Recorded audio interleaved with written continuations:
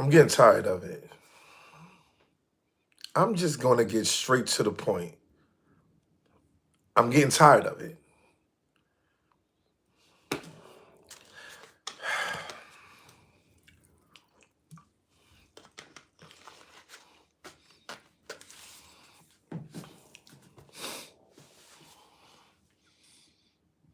I'm it's it started out funny, but it's not funny no more when a person is being accused of something that they allegedly didn't do. So now I'm getting tired of it now. I'm getting tired of the memes. I'm getting tired of the comedic approach about it. I am literally getting tired of it. It's played out. I'm sure Meek probably even laughed at certain like little memes and videos. You know what? I don't know if he did or if he didn't. I probably would have laughed if it was about me, depending on, which one it was. But at this point, I am literally getting tired of it. It's becoming like, what do you expect him to do at this point? Like, what is it like? What is it that you're expecting him to do?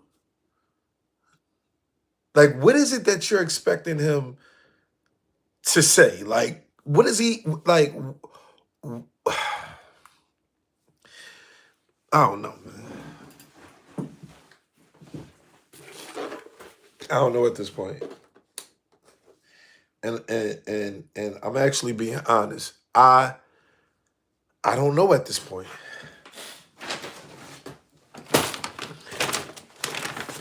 I mean, what would you do if it was you, right? Like I'm talking about if somebody kept saying, you know, you had something to do with this or you were a part of it. After a while, like yo, he said he ready to go to war. Like I get it.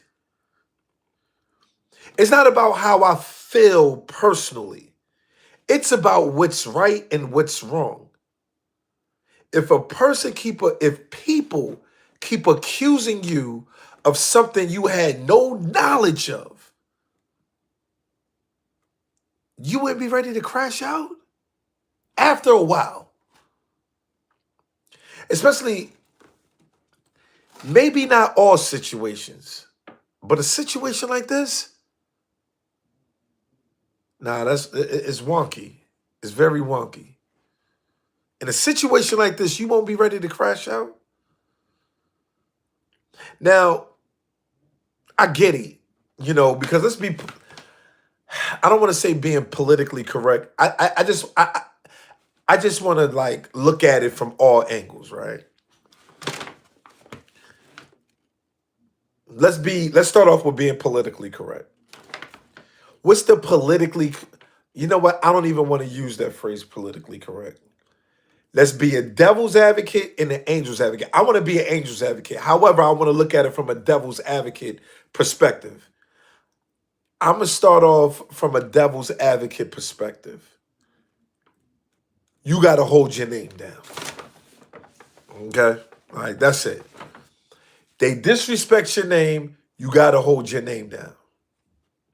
So that means crash out. After a while, it's like it's time to crash out. Y'all gonna keep adding me onto this list of nonsense I don't even know what's going on. I never was a part of. Now I'm ready to crash out.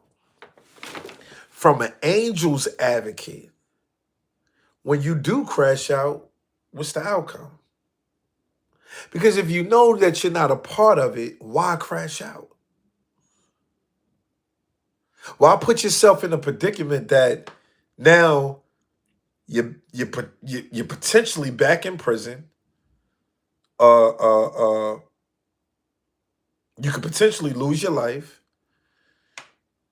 Your children will be missing you. You're probably the financial provider. Let me think about this. Let me not be reactive. Let me think about this. Is it really worth it? No. So I get it from both perspectives. I do. However, part of me just want to say crash out. Because that's just but then on the flip side, it's like, you can't, man. You can't. Furthermore, it's one thing to kick a person down while it's one thing to kick a person down and come to find out the person that you're kicking down was kicking other people down. That makes sense? The person that you were kicking down was kicking other people down. Then it's another thing to kick a person down during their shortcomings. I'm not here for that.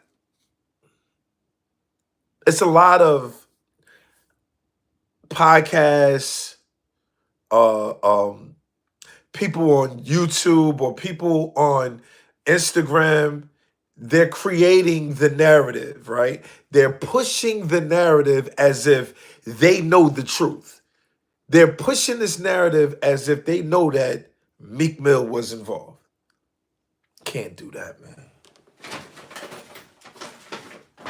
You can't do that. That's wonky. That's wonky. Can't do that. And enough is enough. Enough is enough. You cannot keep pushing this narrative if you don't have concrete evidence. Now, if it's concrete evidence out there and somebody's portraying something that they're not, then I feel like that's fair ball game. But if there's no concrete evidence out there, then how? I mean, again, the jokes and the critiques and the criticism for narratives that's not true, for false narratives, you got to stop it because now you're looking stupid. Even if it was a personal situation with me, right? Let's say if I had a personal issue, I still wouldn't go to the furthest extent of putting something on this man that I have no concrete evidence for. It's just for clicks and baits at this point. You just click it. Oh, I'm looking for somebody to click on it. I'm looking for somebody to watch the video. I'm looking for somebody to give me a view, a like, a share. I'm just looking. Nah, man. And I understand that, like, this is the new wave, right? I mean, it's been the new wave, but this is the wave. The internet is the wave. People are going to talk about you. People are going to try to slander you. You know, they're going to try to slander your character. They're going to try to assassinate your character. They're going to try to do things that's going to make you look terrible. That's why rich character is everything.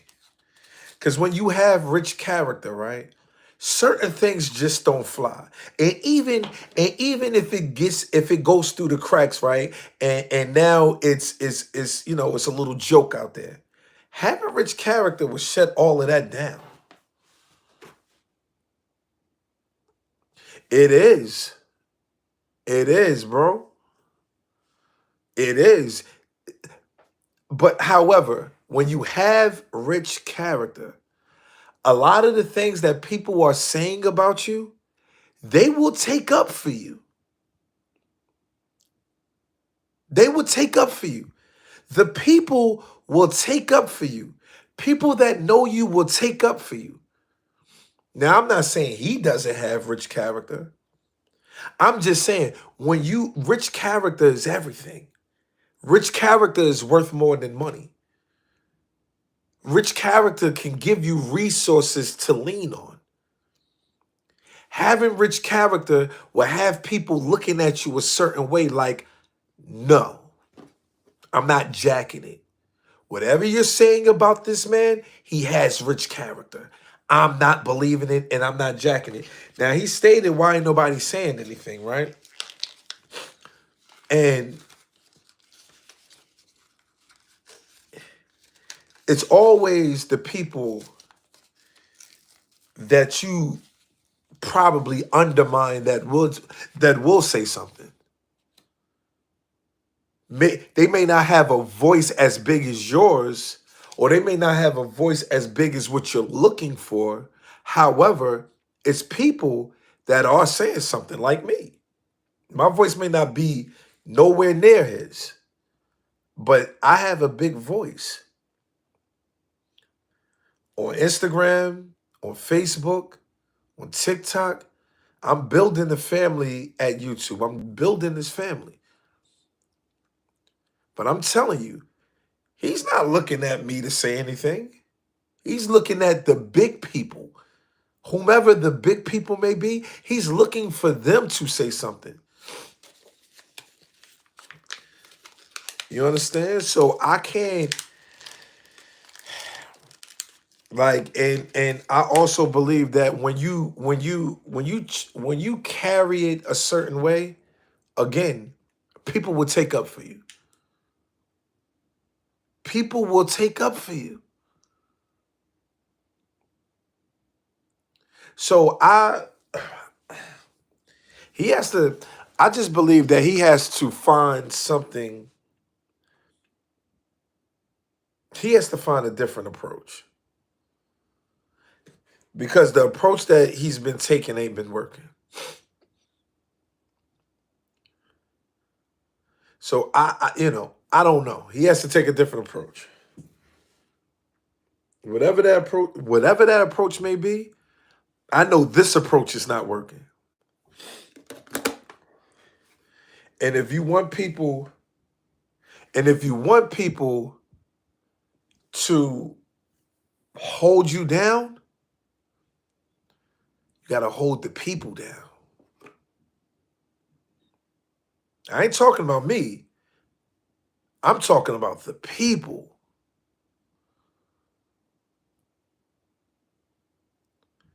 If you're talking about the people holding you down, trust me, I'm definitely not talking about me because I'm gonna speak on it regardless. I'm gonna speak on it whether you like it, whether you don't like it, whether you appreciate it, whether you don't appreciate it, whether you don't even care. I'm tired of it. Like I can't allow myself to keep hearing nonsense in the sense of like, damn, y'all just gonna keep putting this man down? Like, what did he do for people to just keep allowing this to happen?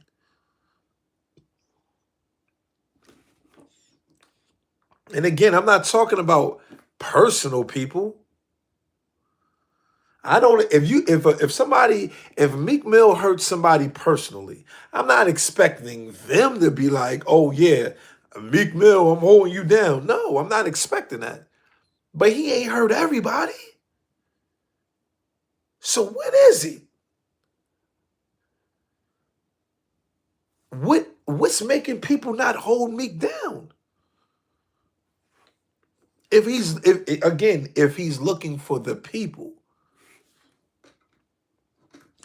Times in 924.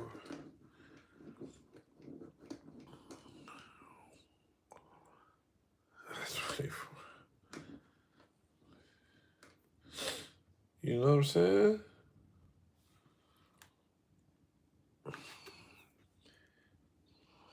Not 25.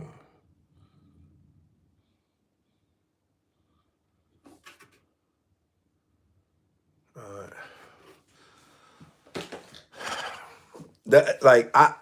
That's what they say. Can't come back from this. And DL men love windmill for men. Yeah. And God knows when Meek Mill downfalls will come. It's only a matter of time. I just want to know, what did he do? What did he do? What did he do to the people that make the people just keep being quiet? Like, because again, all of these are All of these are assumptions. That's it. They are assumptions. We don't know what that man was doing. If you asking me, I'm going to tell you I don't think so. I'm not going to run around here and run with the narrative like, oh yeah, he was on that timing. Nah, man. Nah, I'm not doing that.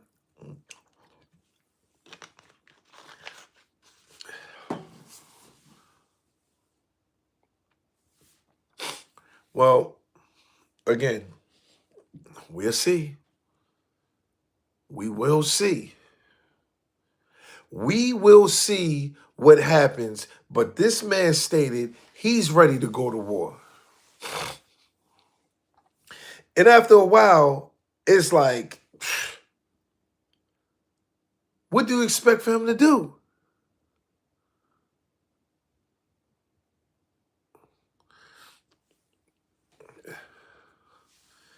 I agree.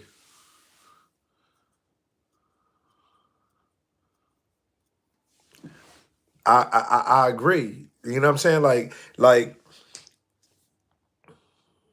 when you look at the rap industry, right? I think it's safe to say that we're not winning. We are not winning no more. People are not making a large amount of money anymore. It's not a bunch of men making hits anymore. Guys are dying from a drug addiction. Guys are going getting locked up and they getting for RICO cases and hitman cases. Ratchet rap music has taken over. Yes. Ratchet rap music has taken over. The only black male in the rap game that's like soaring right now is Future. You got Little Baby. You got Little Baby. I think he graduated from Harvard or something like that. I think, and then you got a situation like this where the biggest gatekeeper, the biggest leader in the rap game for years has fall short. And then it's unfortunate because he's actually indirectly bringing people with him, but just in other ways.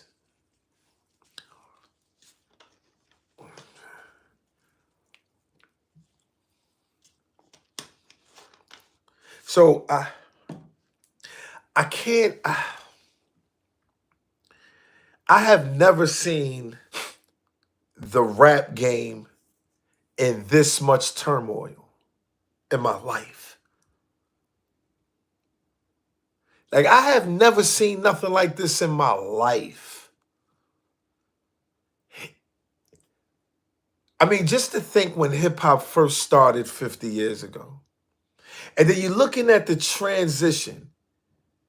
It went from joke to the bloke, to bloke, joke to dope, and you don't, and you don't, you don't know, you know. It went from that to like the lyrical content started to step up a little bit. They put a quarter in you because you played your. Then it went from I'm on the corner, street like hustling. Then it went to like kind of like trap music a little bit. Then it kept going. Then it went from trap music to this and that. Then you got drill music. You got feel good music, like when the feel good music was out. You know what I'm saying? Like Drake and Future and all of them gave you feel good, get high music, right? And now everybody's just dying in jail, getting caught up in this Diddy situation. Drake lost to Kendrick Lamar, which actually kind of put a hold on rap because now you don't hear Drake music, you don't hear Drake featuring with someone or on. So so now when you look at hip hop, it's like, damn, is it over? Is it really dead?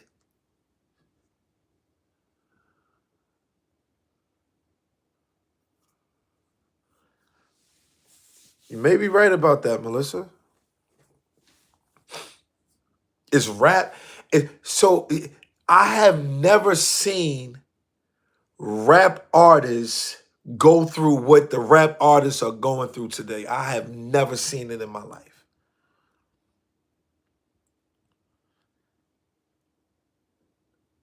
From making hits to fighting from being exposed or from fighting for false narratives, fighting about false narratives. Black men.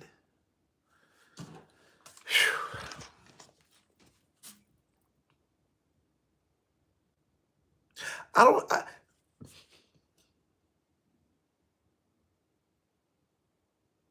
50 years of hip hop. 50 years of making us dance. 50 years of bringing style, charisma, changing the dynamics of the hood, giving us something to think about, teaching us things to actually guys getting locked up, guys dying from drug overdose, guys, rap guys are dying. Like, what in the world? Meek Mill, I remember when Meek Mill first came out, man. I remember when that man first, I remember just to think about what he's going through now. I remember when he was rapping, what he was saying, I'm in my bag now, ain't I? I'm in my bag now, ain't I? I'm in my bag, I'm in my bag. And then he went from that to, I remember when he went on Twitter and he was like, yo, tell Rick Ross, everybody tag Rick Ross. This was on Twitter. Rick Ross said he got 20,000 notifications. Meek Mill wrote on Twitter, tag Rick Ross on this song right now. He got 20 notifications.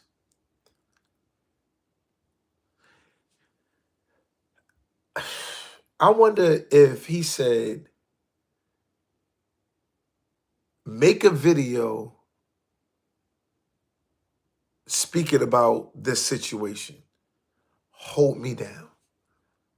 Do y'all think 20,000 people would do it? And this is the point that I'm trying to make, how things have changed. I don't know what took place, but a lot of things have changed. And it's just unfortunate, man. It's just super unfortunate.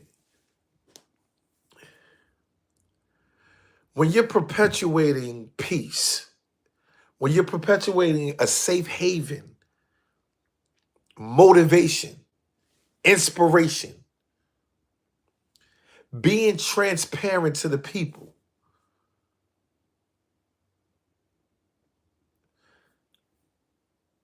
somewhere down the line, you got to figure out, man, where's the disconnect?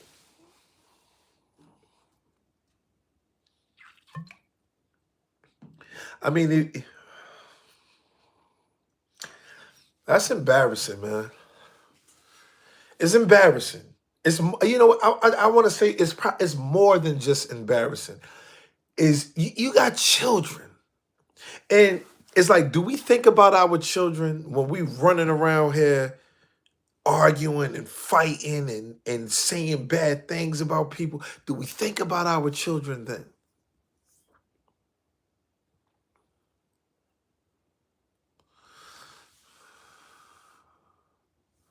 Yo, the chosen one, man. I appreciate you, man. Facts, man. I appreciate you.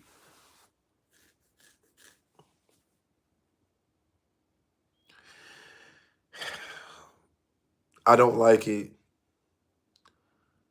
I actually, I don't know what Meek Mill did to anybody to make him like. I have never seen something carry over for so long.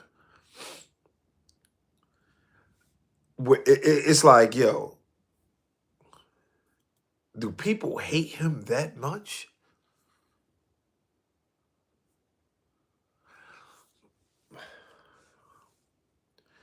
I just wanted to stop. I ain't gonna lie, man. I just wanted to stop. It's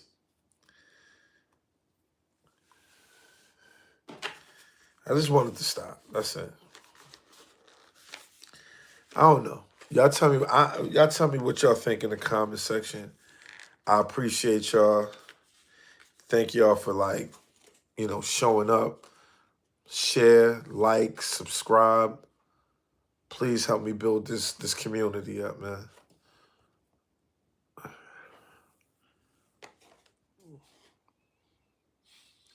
Please help me build this community up. Thank you, man. B McFly, top motivator in the world and your sober messenger. Let's go.